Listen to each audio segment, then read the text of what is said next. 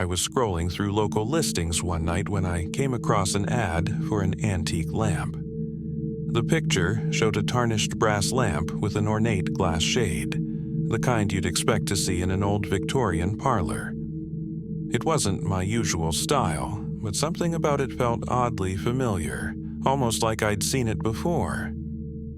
The seller, an elderly man named Mr. Grayson, insisted on meeting me at his house. His home was at the end of a long dirt road, surrounded by gnarled trees.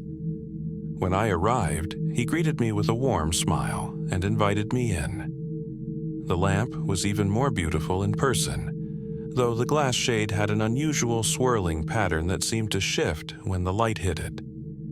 "It's been in my family for generations," Mr. Grayson explained, "but I'd like it to go to someone who'll appreciate it." I paid him and brought the lamp home, setting it on the side table in my living room. That night, as I sat reading beneath its soft glow, I noticed the room felt colder than usual. The swirling pattern on the shade seemed to ripple like water, and the shadows it cast danced on the walls. That's when I saw it. One of the shadows wasn't like the others. It was tall, unnaturally thin, and its head seemed to tilt toward me as though it were watching. I blinked, and it was gone. I told myself it was just my imagination and went to bed, but I woke in the middle of the night to a faint hum. The lamp was on, though I was certain I'd turned it off before going to bed. Its light flickered, casting those same eerie shadows. And there it was again. The tall shadow, this time standing at the foot of my bed. My heart pounded as I scrambled for the lamp's switch, but no matter how many times I clicked it, the light wouldn't go out.